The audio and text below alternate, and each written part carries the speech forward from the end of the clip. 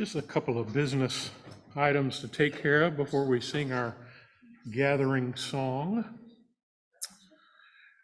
We are grateful to Brett for playing this service.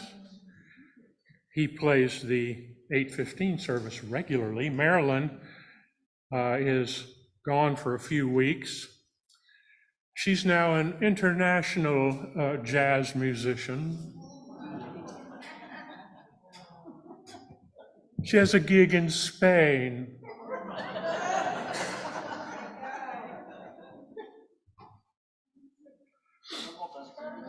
I know. Does my jealousy show?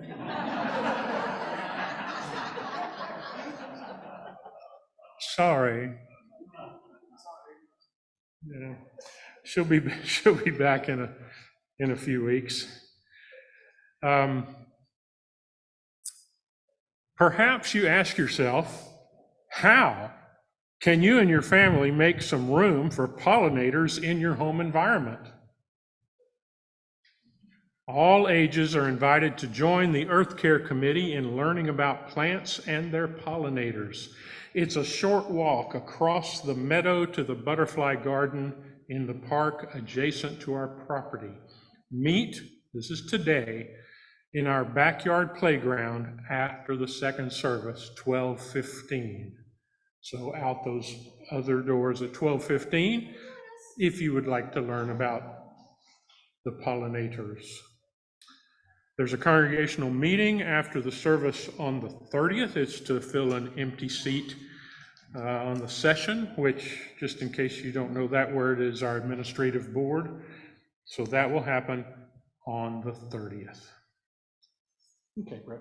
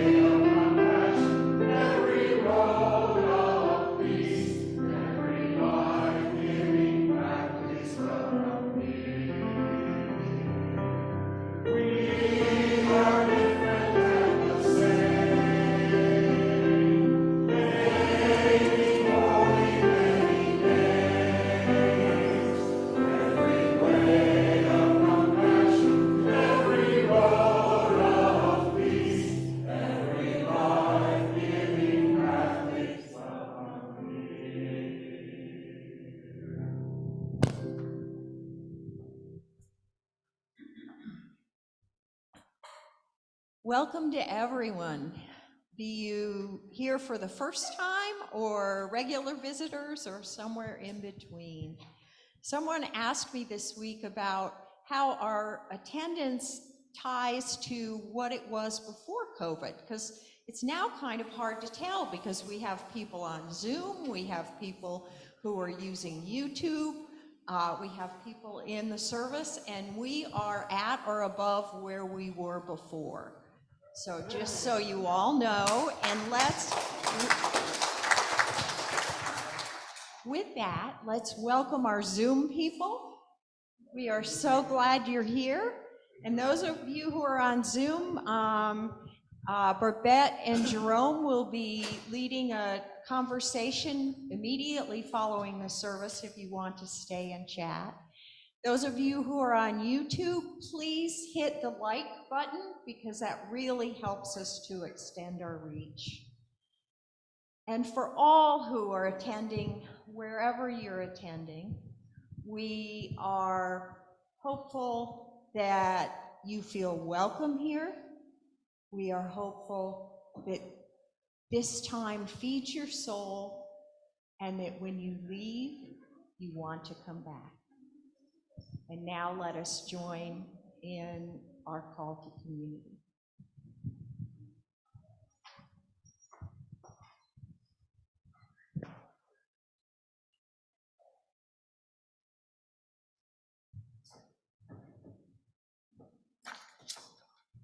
Good morning, everyone. Thank you. We join our hearts together in this, our sacred space. Please join in the call to community. When given pause to truly see the world, I stand in awe of its beauty. When truly hearing words that share with me another's heart, I stand amazed at the diversity of humanity. When time allows and my thoughts travel deep into my own soul, a wordless place of images and dreams, I stand within wonder and am blessed. With hope, I greet this time of gathering as one in which all this might happen, and working its miracle to make me whole.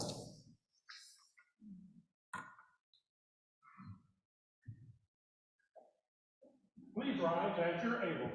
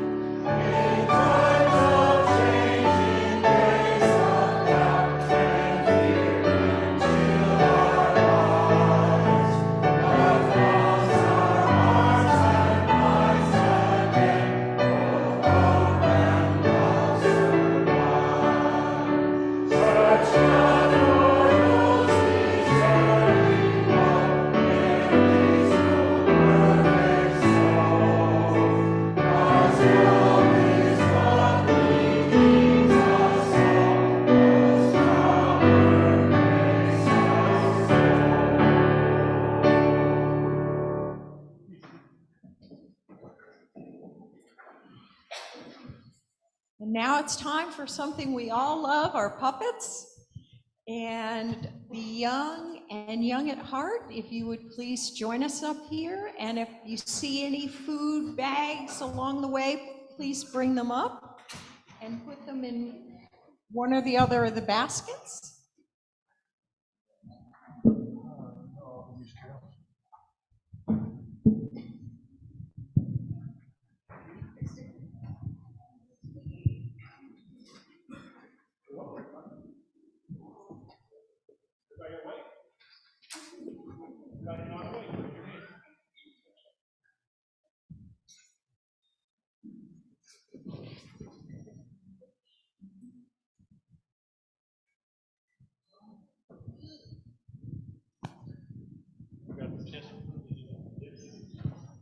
I gotta test my bounce.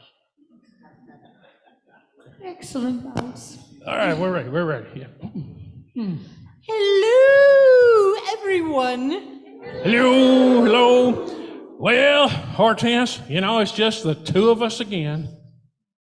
Well, yes, our friend Mr. Monkey will be gone for 2 more Sundays, I think. 2 more Sundays? Well, carrot feathers. What are we gonna do? I mean, do you think we can get the job done for 2 more weeks with just us? I mean, my little buddy sometimes, heck, lots of times, he is the lesson. Yes, Mr. Monkey, it's a very important part of our lesson. But I think you and I can make a great team too. Yeah, you're right, Hortense. At least we have each other. We kind of need each other, don't you think, kind of? Well, why, of course we need each other. And this is a good lesson for today. We all need each other. Many times we don't think about it, but we all need other people. Our lives would be simply not as full if we didn't have others around.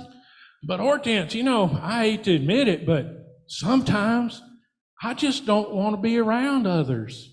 Sometimes I just want to be by myself. Is that bad? No, Jack, that's not bad at all. What we need is a balance.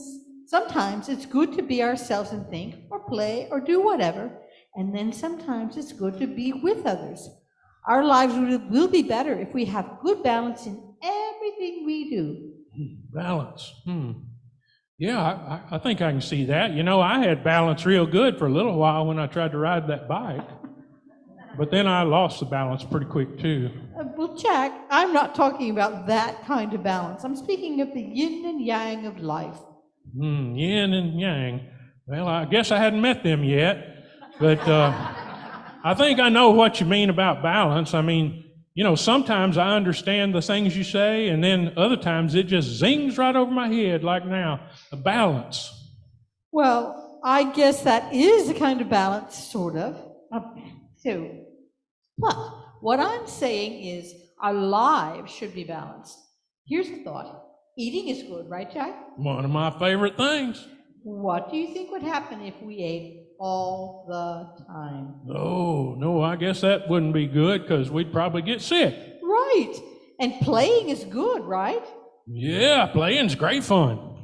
But what would happen if we played every moment of every day? Well, it seems fun, but now that you say it that way, my rabbit hole sure would get cluttered. Right. We need to balance our work and our play. Okay. So balance is like playing when it's time to play and working when it's time to work. It's just doing everything at the right time. Jack, that's exactly right. You've got it. Yeah, I got it. But Hortense? Yes, Jack? Since I still only understand about half of what things you say, that's pretty balanced, huh? Yes, you're the most balanced rabbit I know. Well, thanks, Hortense. That means a lot coming from you. And say, I just thought of another balance. What's that? Well, it's been time to get together here and time to have our lesson with the children. And now it's time to wrap it up and get on with the service. See? Balance. I believe you're right again. And I believe we can wrap things up by reminding us that it's good to do our best to balance our lives and try to learn that there is a time for everything. See you next time. See y'all next time.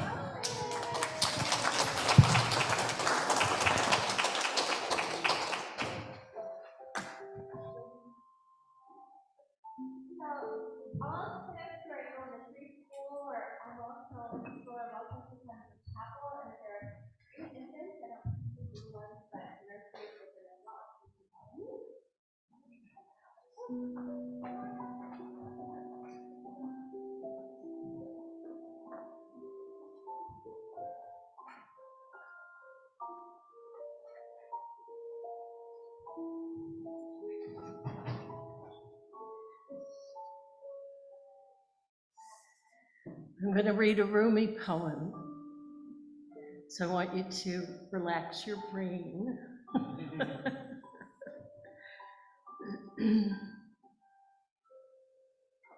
The singing art is sea form. Let me begin again.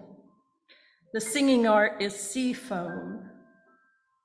The graceful movements come from a pearl somewhere on the ocean floor. Poems reach up like spindrift and the edge of driftwood along the beach, wanting. They derive from a slow and powerful root that we can't see. Stop the words now. Open the window in the center of your chest and let the spirits fly in and out.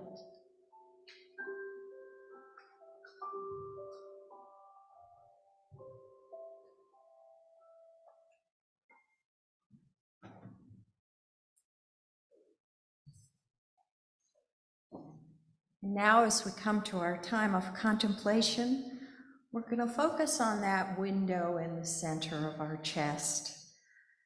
Recently, Joyce Rupp wrote about being led by a 6-year-old relative into a contemplative practice that she found meaningful. And I thought that it might be fun for us to try today. As he was praying, his hands were on his heart, and when he said what he was praying for, suddenly he went, whoosh. So, as I send out our wishes for the young and the young at heart, if you feel comfortable doing this, place your hands on your heart and let's practice. Let's go whoosh. If you don't feel comfortable, that's just fine. Don't worry, we'll whoosh enough for all of us. So, all right. Bob is home and recovering very well from surgery, and others are home and doing well for surgery. We lift them up. Whoosh. We think of Chris, who's going through chemotherapy, as well as others recovering from cancer treatment. We lift them up. Whoosh.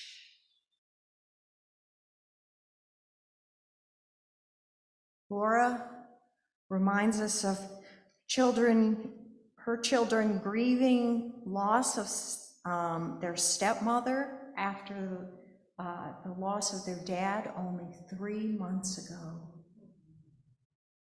And there are friends grieving losses of fathers and mothers, and we lift them all up.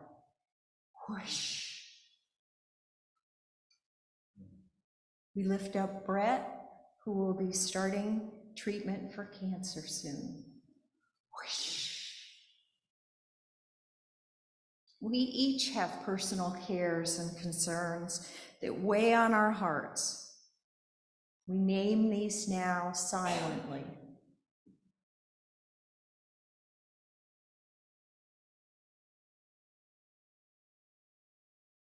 And we lift them up. Whoosh. We're concerned about our neighbors without houses or with food insecurity. We lift them up. Whoosh. We're worried about our effects on our planet and the survival of the species currently living here. Whoosh. We lift up all who are persecuted because of their gender or sexuality. Whoosh. And we lift up all other concerns that we have not yet named. Whoosh. No matter what our pressing needs are, we strive to practice gratitude. We lift up gratitude for the beauties of the world. Whoosh. We lift up our gratitude for our church family and all they do. Whoosh. And we lift up gratitude for our own opportunities to serve. Whoosh. May we feel love deep in our hearts and surrounding us with all of those who are nearby and loving us. And may this love sustain us as we go into this next week. And may we go whoosh.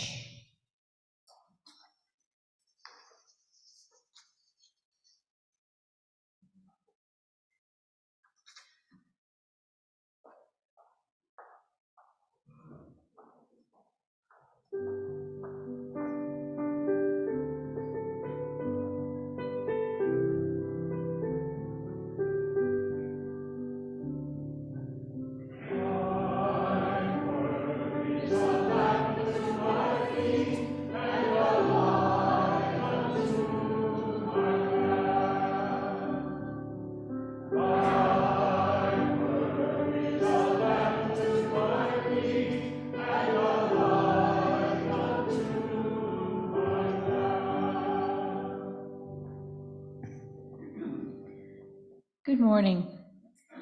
Our scripture this morning is some verses from chapter 13 of 1 Corinthians. Love is patient. Love is kind. Love is not jealous. It does not put on airs, and it is not snobbish. It is never rude or self-seeking. It is not prone to anger, nor does it brood over injuries. Love doesn't rejoice in what is wrong, but rejoices in the truth. There is no limit to love's forbearance, to its trust, its hope, its power to endure. Love never fails.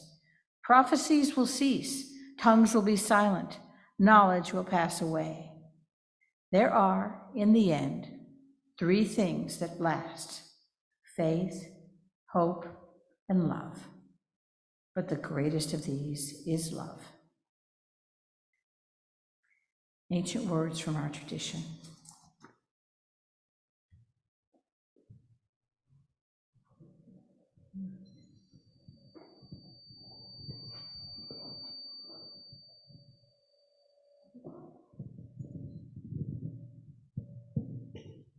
If you clicked on to your e-news this morning, and I'm sure all of you do, when I clicked on this morning, I got this pop-up picture of Dr. Jim Taylor, his lovely smiling face, who will be gracing us with his presence for our sermon time. And we give thanks for his being here this morning. And I also have to include Marianne. Jim and Marianne are both faithful stewards of our church. They were wonderful coordinators for our early service and dedicated to that ministry. Jim serves as an elder on our session in admin and personnel, and they both attend classes and have been with us for many years. So we give thanks today for both of them and a blessing to you all. Thank you, Donna. I would ask, while I'm speaking this morning, if you would keep that remarkable scripture in your heart and mind as I'll be returning to it at the close this morning. Now, if you've been around St. Andrews for some period of time, you may recall that a number of years ago, Jim Rigby did a sermon series on the Wizard of Oz. And I've been thinking recently that it was time for us to return to the wizarding world. And that's what we're going to do this morning in terms of the gospel according to Harry Potter. Now, I probably need to provide a little context for why in the world am I doing that? What personal interest do I have in Harry Potter? And why would that matter to St. Andrews and to you? So let me provide just a little bit of context. Marianne and I are blessed to have 2 granddaughters, Sarah and Kate, both of whom were at the perfect age to read the Harry Potter books as they were being written and published. And you know how it is with grandparents. Whatever your grandkids are doing, then you're going to do the same as a grandparent. Now, Sarah, the more ardent reader of the 2 at the time, with her tendency when a book came out, and you know they were big, thick tomes, she would take the book and read it from cover to cover straight through without stopping. And her complaint was that her arms got tired doing that. So Marianne and I are both very bright, and we decided that's a no-no for us. So what we did is we listened to the audiobooks read by Jim Dale, and if you ever heard anything that Jim has read, he's beautiful with voices, and it was a great way to make our way through Harry Potter. Now, that's my personal interest, but I also have a professional interest in Harry Potter. I was an educator for 40 years, and for a significant part of that time, I was the dean of a College of Arts and Humanities at a very conservative Southern Baptist university. When I say conservative, I mean primarily the upper administration and the board of trustees that had a number of conservative Southern Baptist pastors sitting on the board and who took great fun in attacking Harry Potter from the pulpit as being sort of an evil influence on our lives. But I should also say that the faculty at my university was less than 20% Baptist, and the student body looked very much demographically and religiously like the city. So there was sort of a divergence between most of the school and the upper administration and trustees. Well, as you might imagine, my literature faculty came to me with what I could see right away was going to be a controversial idea.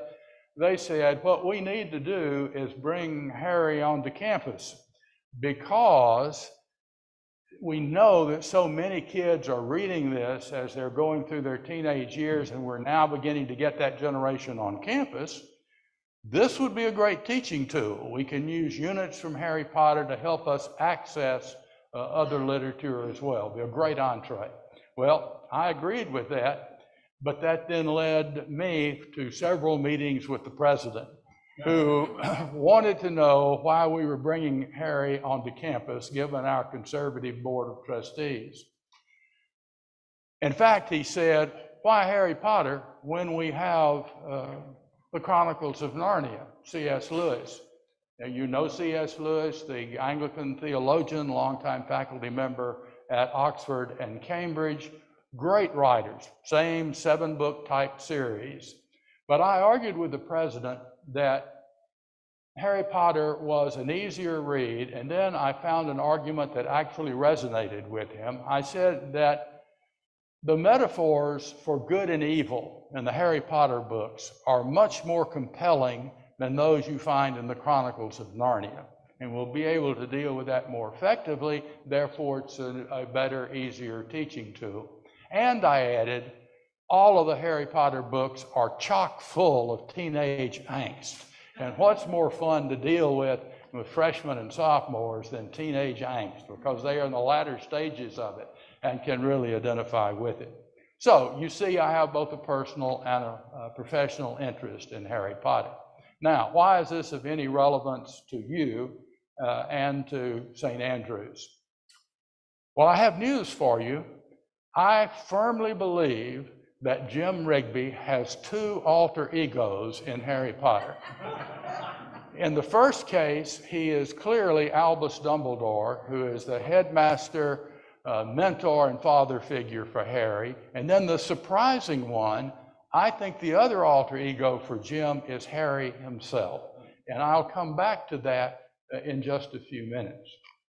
But more than that, the Harry Potter books are chock full of principles that could have come straight from the mouth of Jim Rigby. And I'm going to talk about 2 of those this morning and see if you agree with me. The first has to do, and I should warn you, in this first one, this sort of normal countenance that I have now will become quite preachy. So be prepared for that. I will tell you when it's going to happen. The first of the 2 principles is how we make choices. Now think about Harry for a minute. If you don't know the books, I think I can give you an adequate explanation. Harry is a child looking for an identity, that his parents were killed when he was an infant, and he was brought up by an aunt and uncle who frankly weren't very good at it and didn't care very much for Harry. And so by the time he gets to Hogwarts, he's still in a search for who he is, and he's beginning to see that he has abilities that are shared with the antagonist in the series, he who shall not be named, the Dark Lord, Lord Voldemort. That the Lord and Harry can do some of the same things, including talking to snakes. Now, that's not a very veiled metaphor. I believe that's called Parseltongue in Harry Potter. So he's got all these shared traits with the Dark Lord. By the time we get to book 2, The Chamber of Secrets, Harry is really worried now that he's becoming more and more like Voldemort. And so he meets with Dumbledore, his mentor and father figure, and they talk about this. And Dumbledore says something to him that is critically important. He says, Harry, it's not our abilities that determine who we are, it is our choices. And that's what Hogwarts was all about, trying to provide the young witches and wizards with a basis for life, for having criteria by which they could make decisions. Now here comes preaching. I would argue with you that that is the principle, the primary purpose of public education. That public education should provide our children with the necessary tools to evaluate information and draw conclusions. We're talking, of course, about critical thinking. It could be identified as rational thinking or constructive thinking or reflective thinking. I don't care the terminology you use, but that's what public education at its foundation should be all about. Now, unfortunately, I stand before you this morning in many ways a failed educator regarding this. Because when I left the field after 40 years, I know full well that I left the field in worse condition than I found it. But I don't think I'm the principal evil one here. I don't think I bear much personal responsibility for that failure. I'm going to place it on someone else. And I really get preachy now. I'm going to give you a name who I think is primarily responsible for the failure of public education in the time in which we live. And it's a name you probably haven't heard in a while. Jerry Falwell Sr. Now here's why I'm saying that.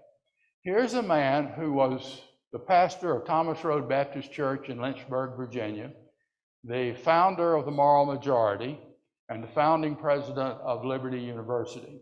And here's what he said to evangelical Christians. He said, forget about who we elect president of the country. Forget about Congress. Forget about state houses. Instead, let's focus all of our effort on electing our people to local school boards. And that's exactly what he, now gone, and his followers have been doing for the last 50 years, particularly in the South. And if you look at southern states, Texas is a great example, you see where we are.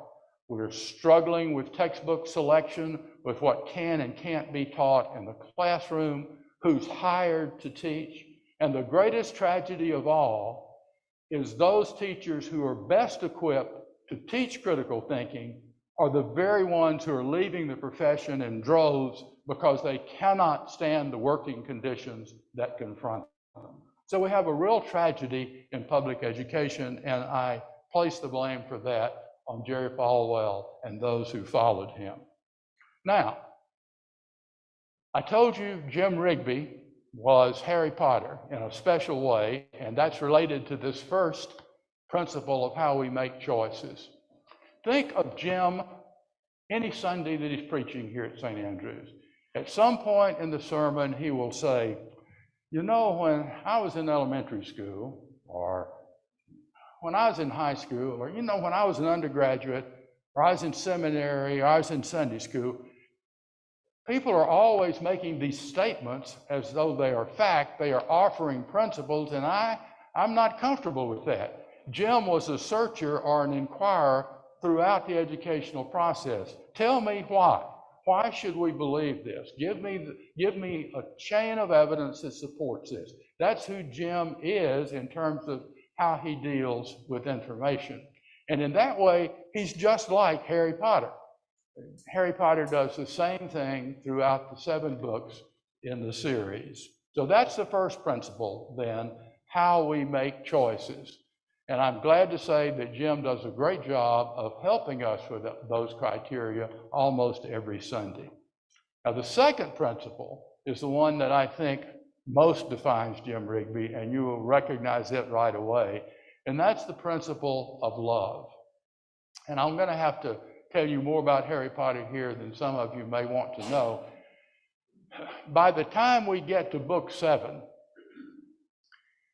Harry is convinced that in order to weaken the Dark Lord, he himself, Harry Potter, is going to have to die.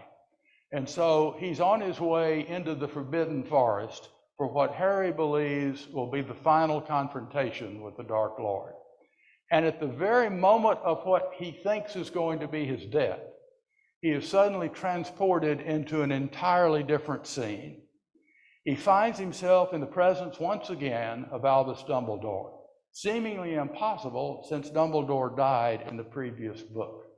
But here they are together once again talking, and they cover a wide range of subjects, and they end with the power of magic.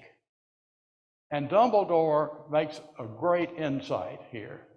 He sticks his hand on Harry's chest and he says, "But Harry, the most powerful magic resides in here."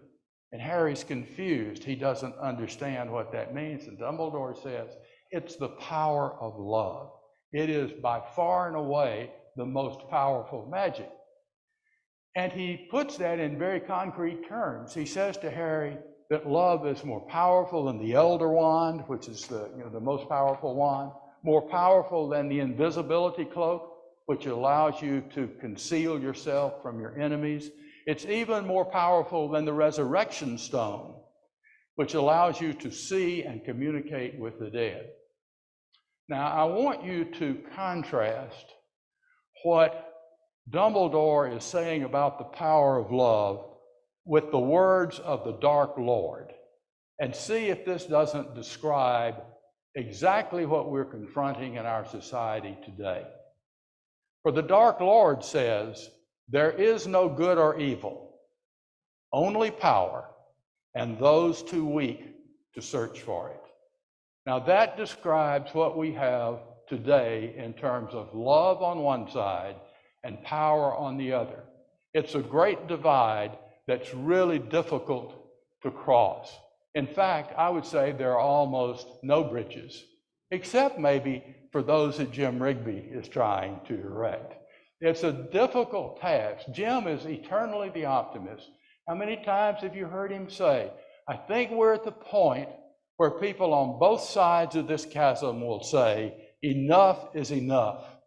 We have to find a way to communicate with each other from a spirit of love." Now, whether we get there or not, I'm trailing along behind Jim trying to find out. So we have these two principles that are overriding in Harry Potter: how we make choices, the principle of love. And I should probably go back and retitle what I talked about this morning. Rather than the Gospel according to Harry Potter, maybe it should have been the Gospel according to Harry Potter and Jim Rigby. So what I would like to do then is to close as we began, as sort of an encomium, a speech of praise to Jim Rigby. Love is patient, love is kind, love is not jealous, it does not put on airs, it is not snobbish, it is never rude or self-seeking, love is not prone to anger, nor does it brood over injuries. Love doesn't rejoice in what is wrong, but rejoices in the truth. There is no limit to love's forbearance, to its trust, its hope, its power to endure. Love never fails. Prophecies will cease, tongues will be silent, knowledge will pass away. There are in the end three things that last: faith, hope, and love. But the greatest of these is love. I invite you now to your own reflection upon these words.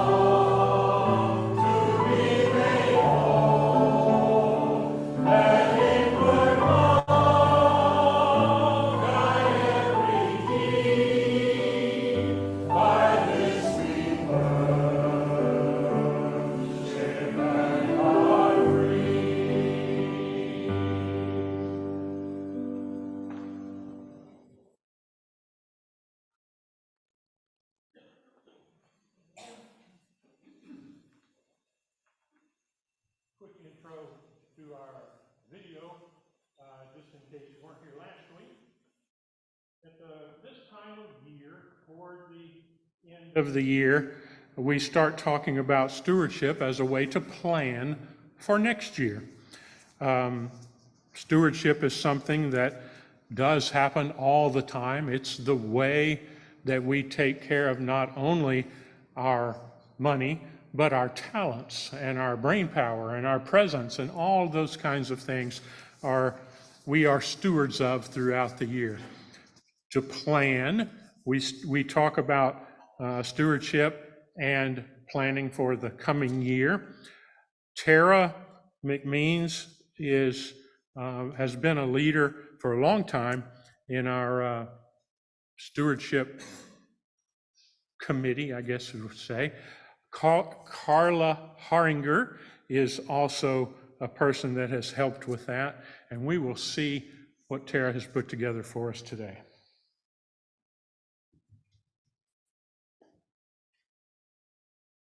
Pandemic, healthcare dilemmas, workers' conditions, polarization, human rights violations, economic inequality, power outages, voting rights, climate change, inflation. Who wants change? I do. Who wants to change? Maybe not so much. The world has changed dramatically, again. Our awareness has changed drastically, leading to welcome and unwelcome changes. Change asks, is the choice that is best for me really the best for the community? Which decision is better in the long run? What's really important? But asking these questions are key to facing and embracing change, and that's what we do here at St. Andrews. During the lockdown and in quarantine, some of us were at peace with the slowdown of life. But there were also those of us who we all suddenly realized were essential and had been all along. No slowdown for them, just more risk. For still others, the loneliness of isolation was debilitating and the health impacts were sometimes devastating. St. Andrews has been a lifeline for all of us. Every ministry stepped up with resourcefulness and determination, making swift changes that allowed our ministries to continue to comfort, educate, and serve. Our Congregational Care Committee was figuring things out month by month and then year by year. They checked by phone with those living alone, mailed cheer-up cards, and visited with us on what was then the church's back porch. When all organizations were struggling to help schedule the first round of vaccinations, our care team saved lives, scouring every available resource to make appointments for St. Andrews family and neighbors. Thursday's online coffee hour is another care team initiative. It's a safe space to process events that are sometimes disturbing or traumatic. People continue to share in this community from nearby and far beyond, forming new, supportive friendships. Shortly after shutting down, our dedicated technology volunteers had us up and running online, worshiping, learning, and socializing. The online platform is a huge change, requiring trade-offs that we must work together to carefully balance, since it's clear that the virtual world is here to stay. The food pantry ministry never missed a beat. They quickly developed a curbside model where customers receive pre-selected items bagged by volunteers. Now, our new commissary serves clients with an improved self-selection system, serving hundreds of families.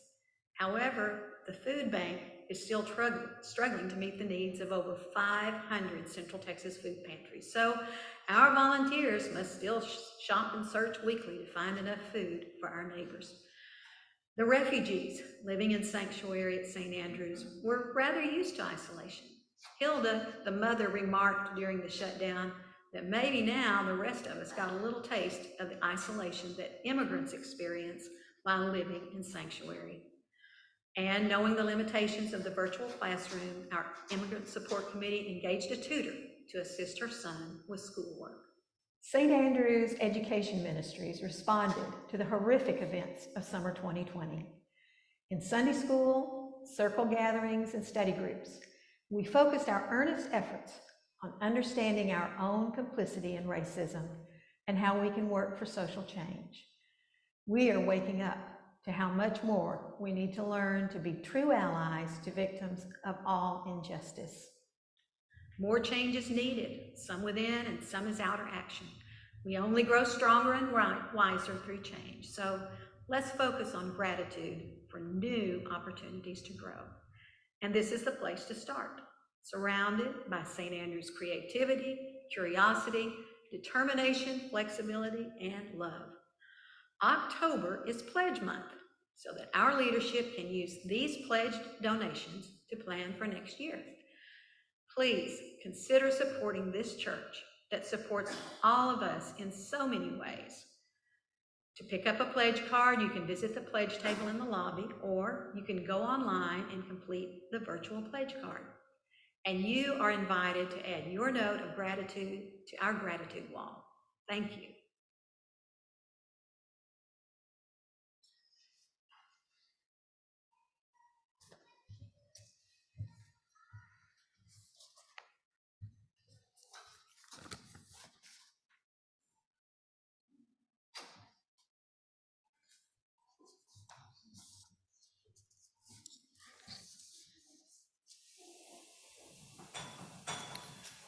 Compassion for others, both locally and globally, inspires us to give.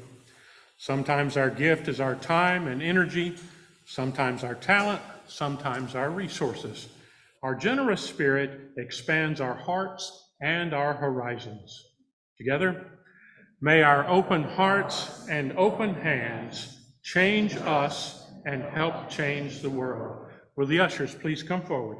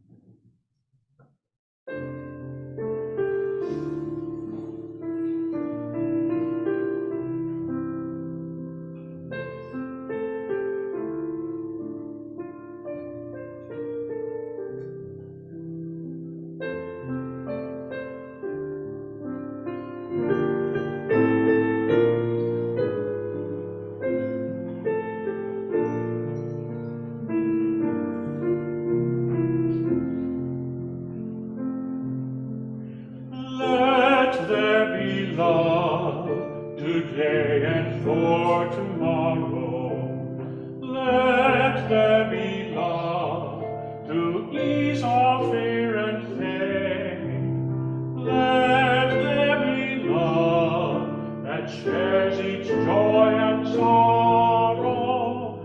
Let there be love that seeks not wealth or gain.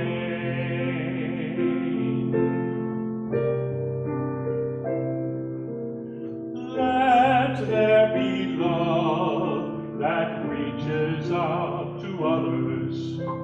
Let there be love so patient, kind, and true. Let there be love for all our sisters, brothers.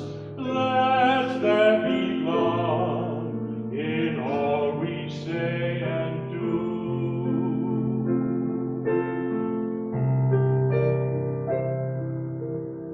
Let there be love that's always slow to anger. Let there be love that cares and understands. Let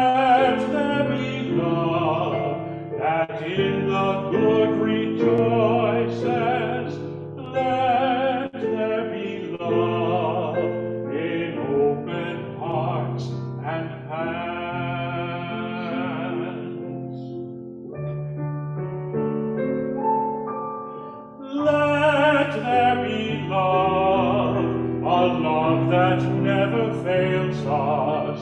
Let there be love through laughter and through tears. Let there be love to bind our hearts together. Let there be love to last from year to year.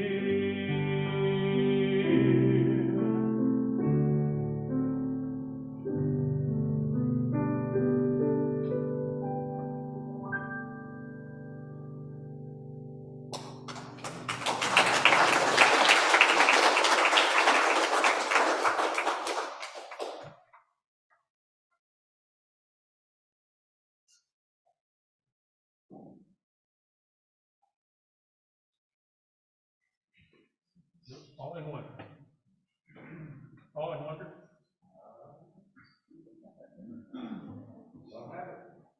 No? Oh. We can do it. I can't. Here it is. Okay.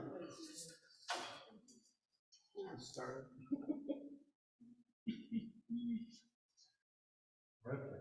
We'll do it with a blank screen. How about that?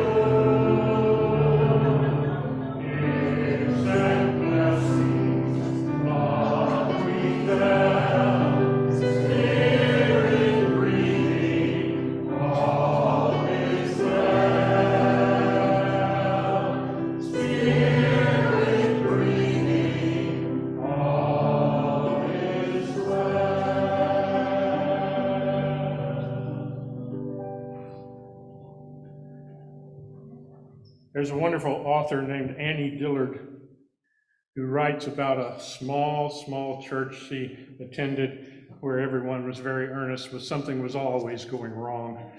And she likened the worship service to a dancing bear act, and we keep falling on our forepaws. We have a couple of folks that are, before we sing our last hymn, that are going to remind us about the pollinators. Is that still happening? Yeah. Come forward.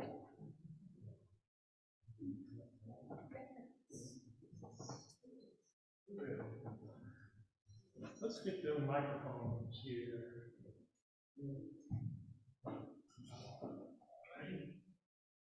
We have to wait a few seconds for it to take effect. Here you go. Somebody just do that. And that one works. It takes about 8 seconds. There you go. Just hold it right up close. Meet us after church. Very close. Please meet us after church at the playground to take a walk to the butterfly garden at 12:15. We're doing this because to help the pollinators because since global warming, their numbers have been getting down, and so we're planting these butterfly plants to help them. Okay. All right.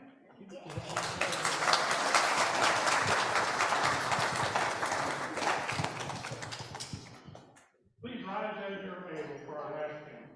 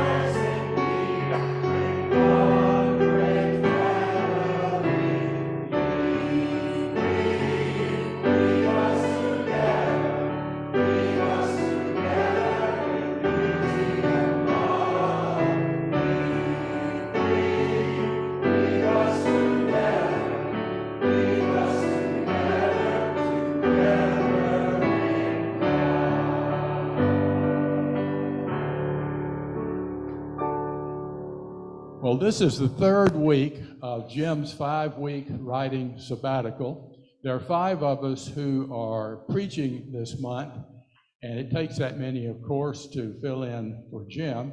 The curious thing is the 5 of us did not sit down in advance and say, here's our theme, this is what we're going to do. We did decide who was going in which week. But what's really been interesting to me is whether you listen to James or to Erica or to me, from a little different perspective, all 3 of us have talked about the transcendence of love. Now that speaks volumes about Jim Rigby and St. Andrews and who you are. Now you may have noticed during my talk this morning that I never mentioned the name of the author of the Harry Potter series. And that's J.K. Rowling, who is encountering her own struggles. And my prayer this morning is that she will be able to find a more inclusive love as time passes and experience teaches. And that's not a bad prayer for us all. Go in love.